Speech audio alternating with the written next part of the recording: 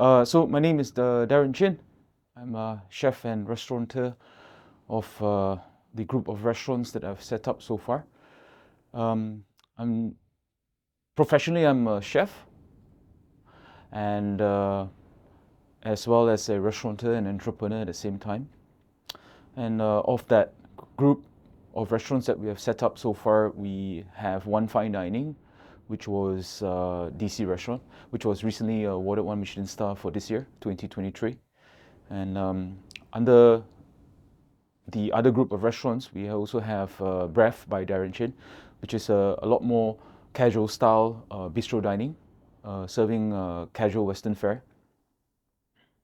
And also we have Guy by Darren Chin, which is a Thai restaurant, which encapsulates the essence of northern Chiang Mai, woven through the cuisine of Lana. And that's being envisioned by my wife, Nana, who helps and run the business in Guy. And also we are launching it this year, my pastry project called Monsieur Darren, where we want to encapsulate classical French pastries, through the rendering process of high quality ingredients. And we will also set up a consultation group or company, which will be parked under the DC group right now. And that's basically that whatsoever that we have set up. I was exposed to the business at a very young age. I mean, when I just graduated from college, through KDU, a local college, through Culinary school. It was just a very simple diploma that I graduated from, and I quickly jumped into the family's business, and worked for my family's business for close to 12 years. Yeah, so they were in the food business for all the time, and they were one of the very first pioneers of serving Western fare, and didn't really had much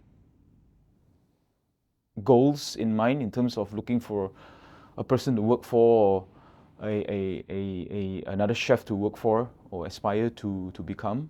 But my dad and my mom kind of showed the opportunity to kind of inherit a possible inheritance of the business. But eventually I thought that it was time to go at the time. But this was many years back, and my dad was quite an integral part of that influence, as well as my mom. And I was exposed at a very young age and carried on to what it is now. We go through several phases in our lives, and we kind of find new paths as we move along. I think looking back in the past, all I can say is that the family's business gave me the right exposure to kind of give me that step up to proceed more to what I am. And I think through that whole process of it, I kind of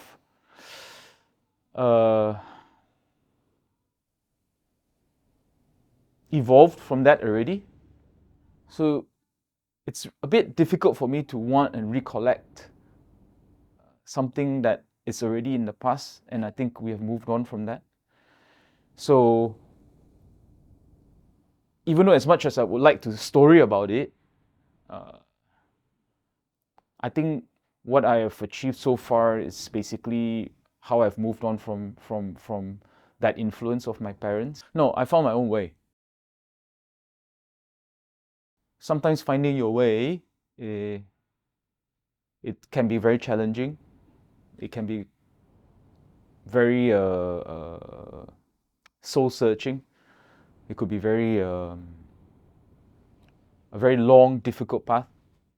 Yeah, so I was actually going through a very dry spell during the initial part of my cooking career. I was doing very basic Western fare pizza, pasta. I was knocking off many hours a day, a lot of alcohol consumption, a lot of, but not in a good way. I mean, if I look back, but I guess maybe that was the process for my life. But after a while, I felt that I did not feel contented. I felt depressed. I felt sad, unfulfilled, unachieved.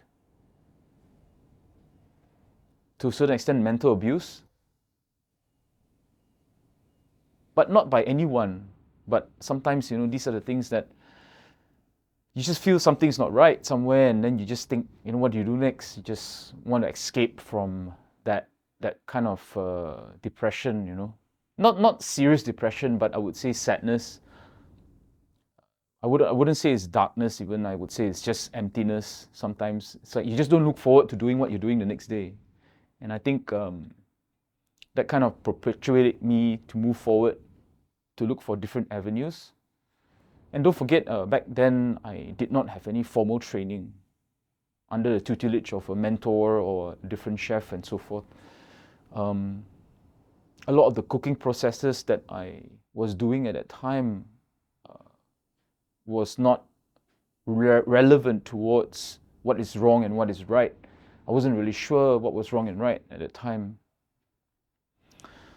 And back then, I think Malaysia was still developing, or it's constantly developing in terms of cuisine, food culture, and cuisine skill and so forth. So there wasn't really much to base itself on. And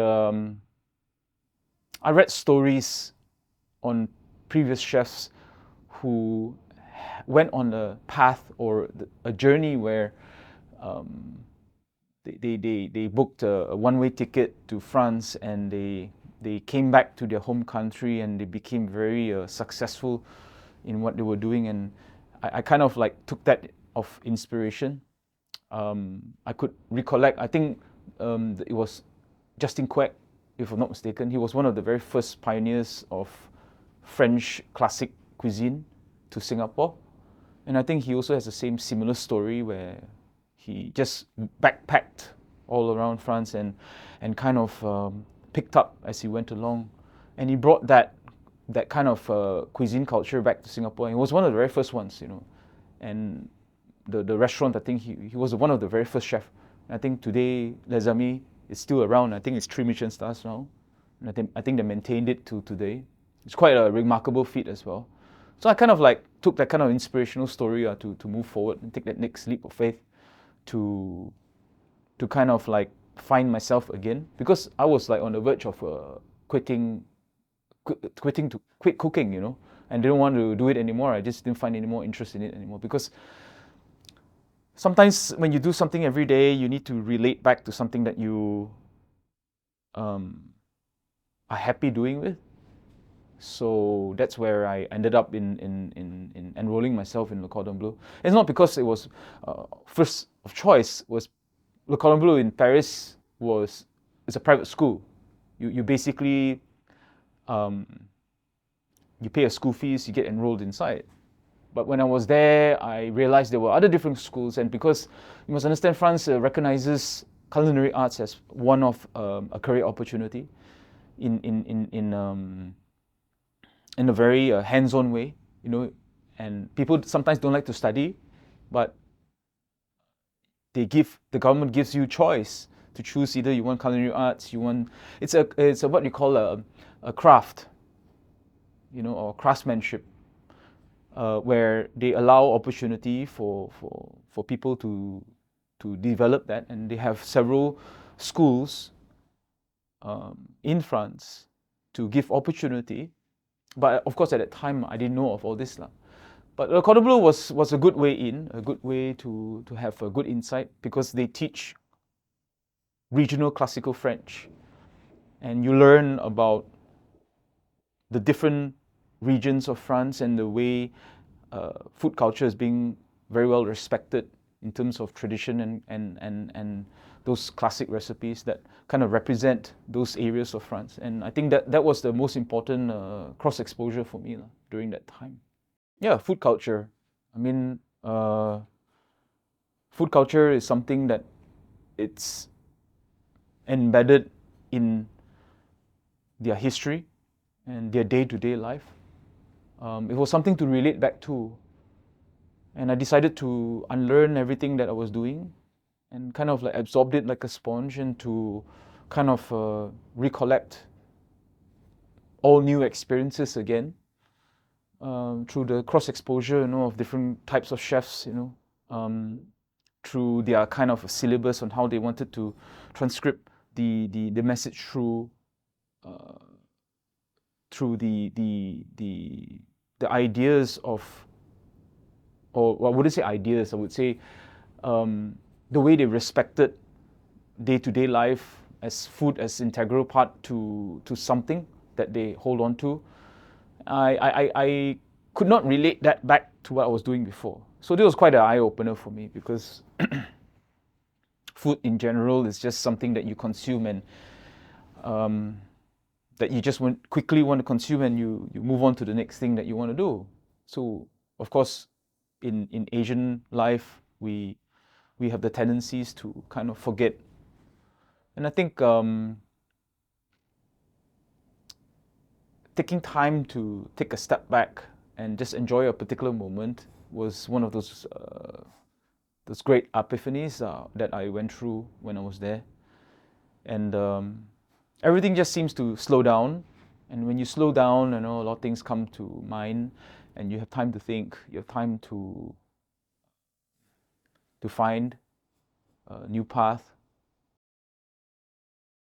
To find new path, not so much reflect, because it's not about the past that's important here. It's about more how you move forward with what you want to do. Okay, basically the France that is, I would say, back in 2011 to 2013, it's a different kind of France than what it is now.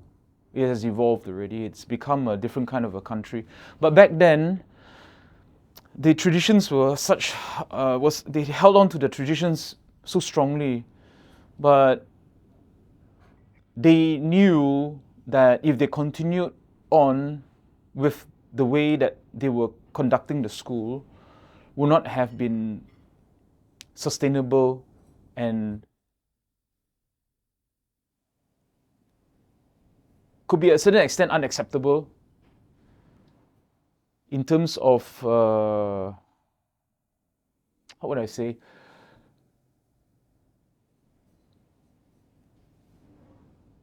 verbal, physical abuse, maybe. I don't know how much more kinder I can put it. It's never, you ask any person who understands cuisine, knows that if you put an Asian person in a French kitchen, you are probably not treated the same, probably not treated as equal. Tough in that way, yes, definitely.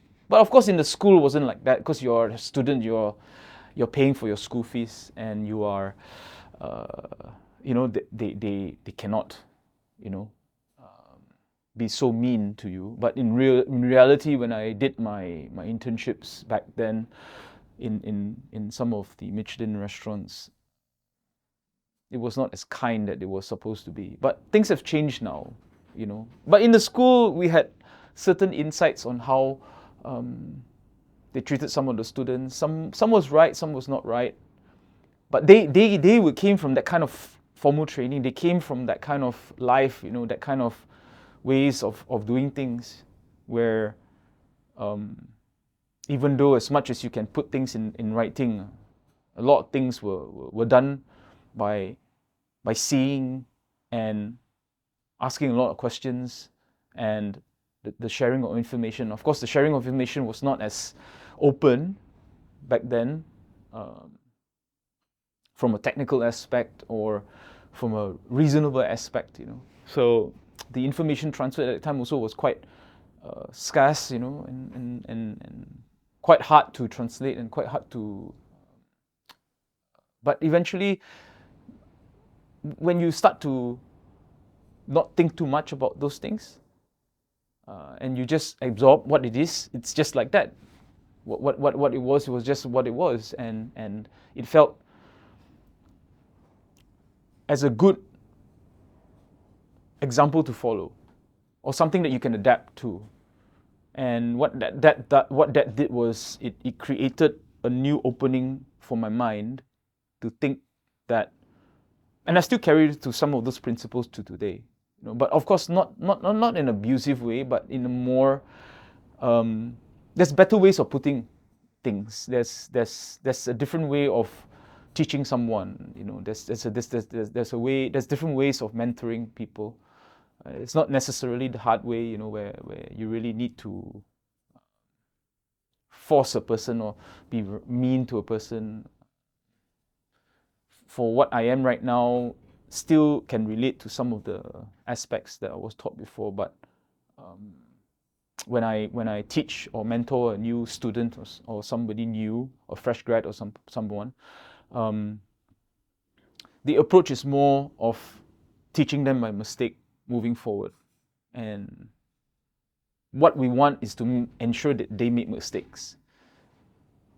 Back then, when I was in France, I think it was very important that I like to make mistakes.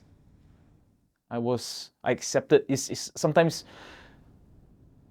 one person not able to accept mistakes, because only through mistakes you're able to learn more, and move forward. Back then, yes, when I first started DC, yes. When I came back and opened my restaurant, yes, because we had everything else to prove and nothing else to gain as much, because it's a always ongoing journey of self-development and self-discovery. And back then, yes, I was very strict. But then, through the years, I've learned how to let go and be a better person to my team, be a bit more kinder, and as I said, there are different ways of teaching someone something. So for us right now is ensuring that the younger generation of cooks need to first of all accept what the mistake is, whether or not it's done by them or by someone else or whatever it is. They take ownership and they take responsibility of what they could learn from this experience. Yeah. As I said from the beginning, if you posed me the question like 5 years ago, I'd probably tell you, yes, I was inspired by the events that happened in my past.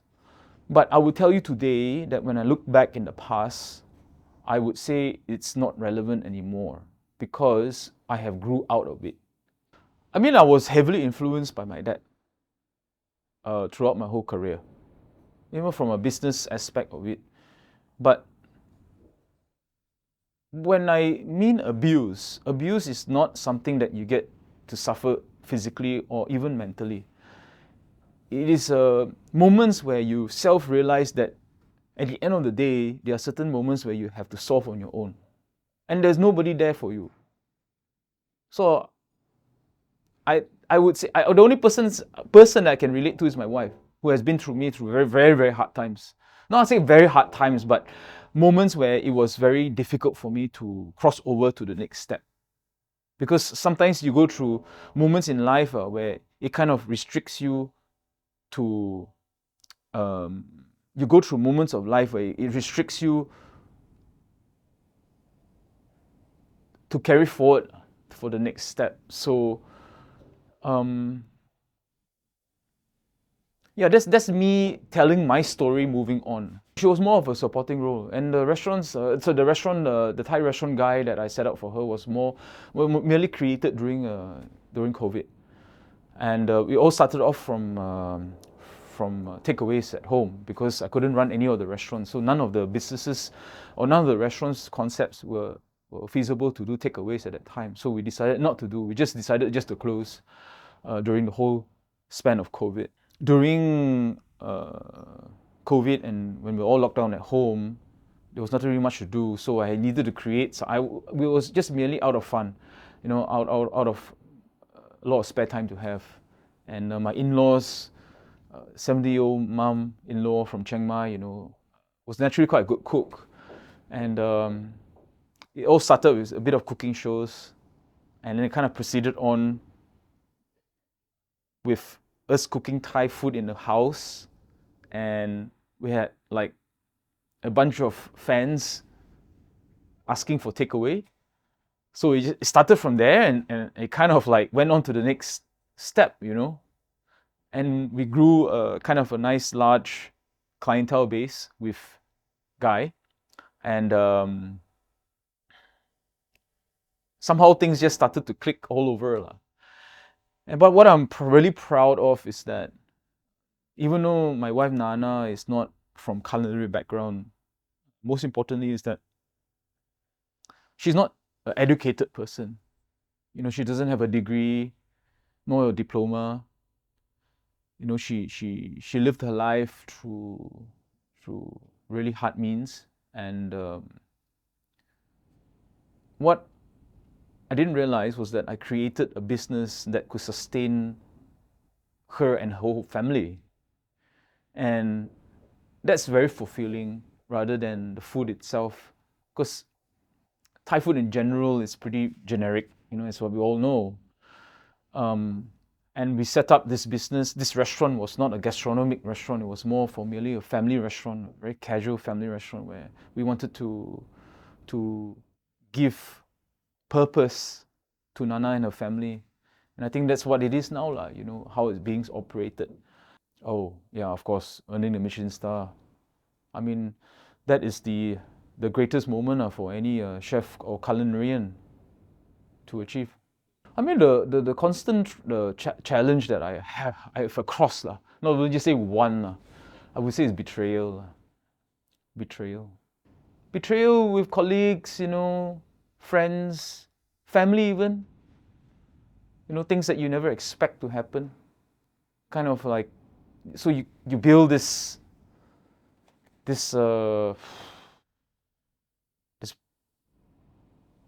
way of not even caring anymore. Yeah.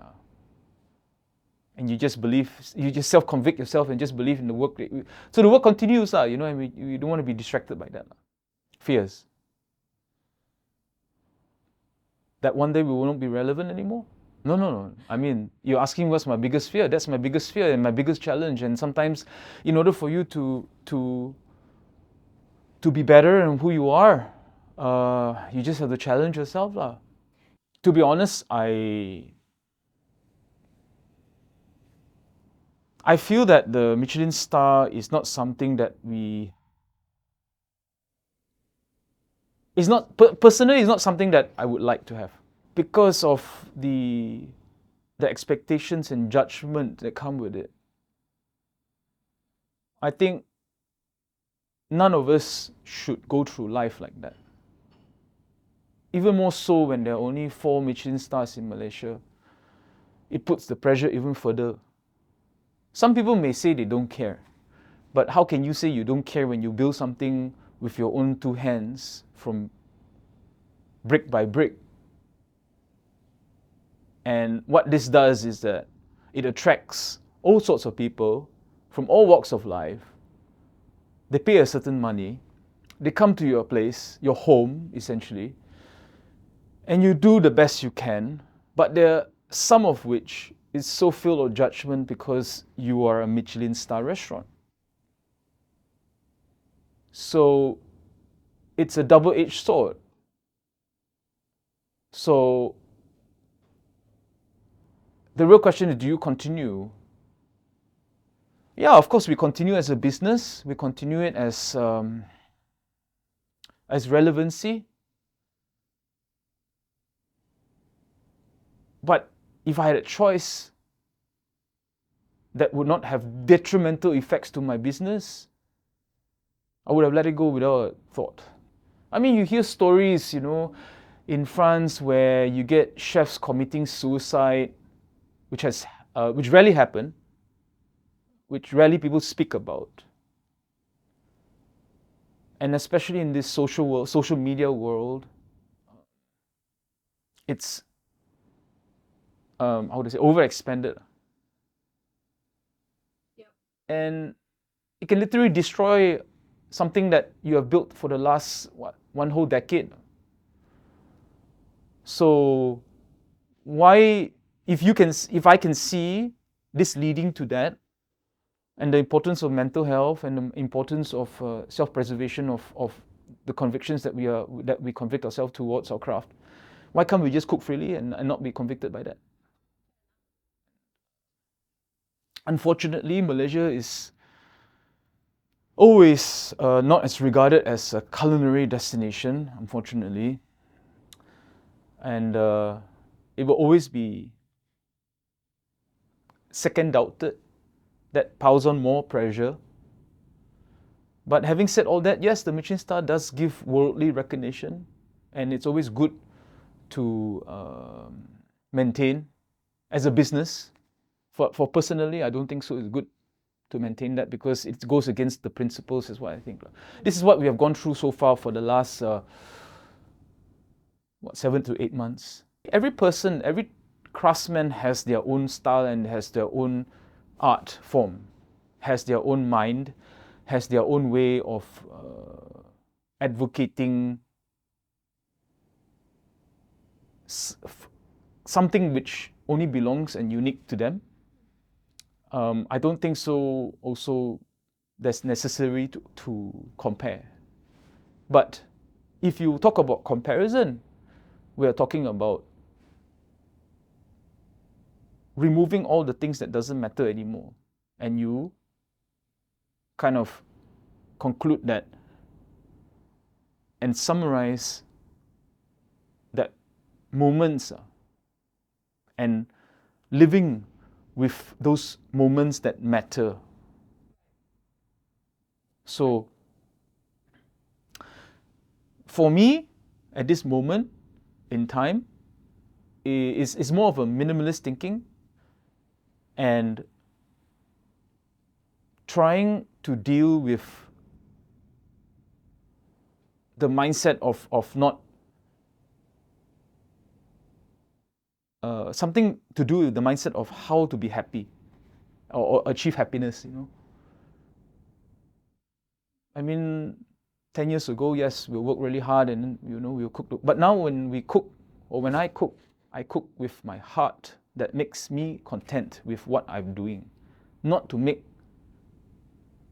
of course it's to make other people happy, the guests happy. But most importantly is that you don't purposely cook for them to ensure that it satisfies their cravings. It satisfies, it's most essentially it's about whether you're happy doing it. I think it's an ongoing process as we go through. I'm okay. There are a few things that I need to point out quite clearly that. So there are a few natural gifts that I have, which I was born with. So I was born with the gift of taste, and as the years go by, the taste profile just elevates itself year after year, moment after moment. And the second gift that I have is I'm able to kind of decipher the ingredients. I'm able to break down raw ingredients and kind of fantasize and kind of like play a story in my head on what I'm going to create next with the ingredients that I see in front of me. So it's either through smell, nosing, looking, tasting, and the recipes just come to mind. It's not, there's no like, oh, I'm going to do something with this because this is what I did before. A lot of the recipes that we create here in the restaurant is all based on originality and also based on my trade craft. And the later part is more of the professional part where it's all about execution. So we're moving towards this area where I wouldn't say there's one particular happiest creation that I've done. I think the happiest creation I can think of is more of something which I'm happiest the most about the product. And I myself can say, so there's a lot, I cook a lot for myself, you must understand that. So a lot of chefs don't do that sometimes. So they cook, but I now I cook to feed my soul, to feed my inner soul, my inner happiness, that I can feel that this is what I want to cook. Oh, wow, this is the dish that I'm impressed with my own self, that I'm able to do. No, it's not just one dish. If I say one dish, but it constantly evolves. But there's so many other dishes. There's so many dishes as we go along. And it is as close as it can get by surrounding yourself with a garden, or getting close to nature, or getting as close as possible to the produce itself. So, of course, we don't have that kind of luxury over here, but we do deal with suppliers and sorts that when the raw produce comes, we create. You think, and to me that's very challenging as a chef, but when you hold no boundaries, to the craft that you have developed and the cooking that you have developed so far, you do not need to be always stamped on something that is your proudest moment. I mean, my happiest moment is that I'm able to cook or create a fulfilling dish that can satiate my own cravings, my own applicable mind to something, and coming out with a dish that truly reflects my food. I think the younger generation that we're dealing with now, it's about them finding and understanding why they want to first of all work in this industry, or they want to work for someone for a reason. They need to understand what the reason is. And after understanding what the reason is, it's about that sacrifice that they need to go through. It's not just only about moving on to the next thing. It is about that sacrifice first. Secondly, it's about making mistakes. The acceptance of making mistakes doesn't apply so well with this current generation of fresh graduates, because they always think that there is a fast way out of it, or maybe it doesn't really matter so much anymore. For me, making mistakes are a very integral part of learning, So when you constantly make mistakes, it's always a good thing. But most importantly, you learn from those mistakes, and you just try not to repeat them again. And it could be anything, any mistakes, that you do. But sometimes the relevancy of those mistakes are the way that it can contribute to your learning curve and make you a better person, Not necessarily flawless. I don't think so. That's a fair comment for people. I think generally, when you look for a good mentor to teach you, the information transfer needs to be kind of seamless nowadays. Even though you may not get it at first, but when a person gives time and effort to teach and to spend time with you, to show to you that, okay, this is wrong, this is right, okay, let's do this again, let's repeat this again, okay? So it may take maybe 3 or 4 times, but you spend time doing that. If the person gets it, then I think it matches. It kind of matches in that way, in that format, But I think society on its whole, it's still okay, but